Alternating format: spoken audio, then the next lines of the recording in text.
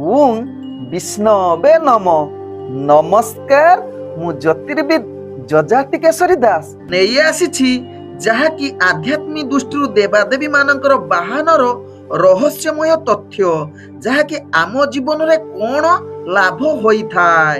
ଯଦି ଆପଣ ମାନେ ମତେ ଦେଖୁଛନ୍ତି ମୋ ୟୁଟ୍ୟୁବ ଚ୍ୟାନେଲ ସବସ୍କ୍ରାଇବ କରିନାହାନ୍ତି, ପ୍ରଥମେ ସବସ୍କ୍ରାଇବ କରନ୍ତୁ ଏବଂ ପାଖରେ ଥିବା ବେଲ ଆଇକନ ବଟନ ନିଶ୍ଚିତ ଦବାଇ ଦିଅନ୍ତୁ, କାରଣ ଏହି ଚ୍ୟାନେଲରେ ଆପଣ ମାନେ ପାଇପାରିବେ ଜ୍ୟୋତିଷ ସମ୍ବନ୍ଧ ତଥ୍ୟ, ପୌରାଣିକ କଥାବସ୍ତୁ, ବ୍ୟକ୍ତିଗତ ଜୀବନର ବିକାଶ, ଆଧ୍ୟାତ୍ମିକ ଦ୍ୱାରା ଜୀବନର କେମିତି ପରିବର୍ତ୍ତନ, ତତ୍ସହିତ ମୋଟିଭେସନ ଦ୍ୱାରା ଆପଣଙ୍କର ଜୀବନ କେମିତି ପରିବର୍ତ୍ତନ হবে, ଏହିପରି ସମସ୍ତ ତଥ୍ୟ ଏହି ଚ୍ୟାନେଲରେ ଆପଣ ମାନେ ପାଇପାରିବେ। ତେବେ ଚାଲନ୍ତୁ ଜାଣିବା ହିନ୍ଦୁ ଦେବାଦେବୀ ମାନଙ୍କର ବାହନର ଗୁରୁତ୍ୱ ଏବଂ ଆଧ୍ୟାତ୍ମିକ ଦୃଷ୍ଟିରୁ ସେହି ବାହନଙ୍କର ରହସ୍ୟମୟ ତଥ୍ୟ କଣ ରହିଛି ଜାଣିବା। ପ୍ରଥମେ ଗଣେଶଙ୍କର ବାହନ ମୂଷାଙ୍କ ବିଷୟରେ ଜାଣିବା। ମୂଷା ଏକ ଅସ୍ଥିରର ପ୍ରତୀକ। ମନରେ ଅସ୍ଥିରତାକୁ ଗଣେଶ ନିୟନ୍ତ୍ରଣ କରନ୍ତି। ତେବେ ଚାଲନ୍ତୁ ସରସ୍ୱତୀ ଦେବୀଙ୍କ ବିଷୟରେ ଜାଣିବା। ସରସ୍ୱତୀ ଦେବୀଙ୍କ ବାହନ ହେଉଛି ହଂସ, ଯାହାକି ଆବର୍ଜନା ମଧ୍ୟରୁ ସାର ଓ ଶୁଦ୍ଧ ପଦାର୍ଥ ଗୁଡ଼ିକୁ ଗ୍ରହଣ କରିବାର ପାରଙ୍ଗମ।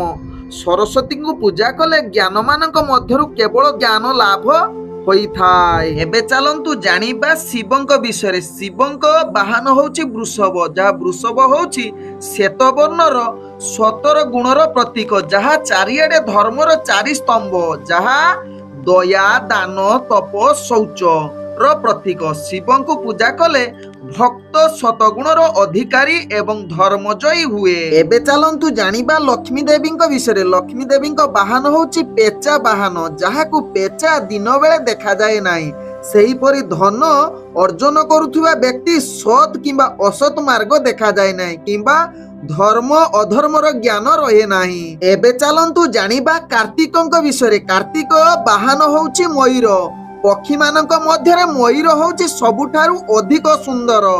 କାର୍ତ୍ତିକ ଦେବତା ମାନଙ୍କ ମଧ୍ୟରେ ସବୁଠାରୁ ଅଧିକ ସୁନ୍ଦର ଓ ଯୌବନର ପ୍ରତୀକ ଅଟନ୍ତି। ଏବେ ଚାଲନ୍ତୁ ଜାଣିବା ମା ଦୁର୍ଗା ଦେବୀଙ୍କ ବାହନ ବିଷୟରେ। ମା ଦୁର୍ଗା ଦେବୀଙ୍କ ବାହନ ହେଉଛି ସିଂହ। ସିଂହ ହେଉଛି ପଶୁମାନଙ୍କ ମଧ୍ୟରେ ସବୁଠୁ ବଳବାନ ଏବଂ ଶକ୍ତିମାନ। ଯିଏ ଦୁର୍ଗା ଦେବୀଙ୍କୁ ଉପାସନା କରିଲେ ମନୁଷ୍ୟ ସମସ୍ତ ପ୍ରକାର ଶକ୍ତିଶାଳୀ ଏବଂ ଶତ୍ରୁମାନଙ୍କୁ ଦମନ କରନ୍ତି। ଏବେ ଚାଲନ୍ତୁ ଜାଣିବା ଯମରାଜଙ୍କ ବିଷୟରେ। ଯମରାଜଙ୍କ ବାହନ ହେଉଛି ମଇଁଷି। ମଇଁଷି ଦେଖିବାକୁ କଳା ଏବଂ ଭୟଙ୍କର, ଯାହାକି ମୃତ୍ୟୁ ଦେବତାଙ୍କର ଯମ ଭୟଙ୍କର ଅଟନ୍ତି।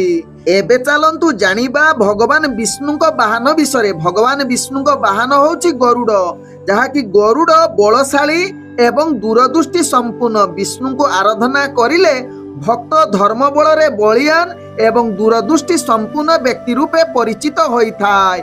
ଓଂ ବିଷ୍ଣବେ ନମ। ନମସ୍କାର।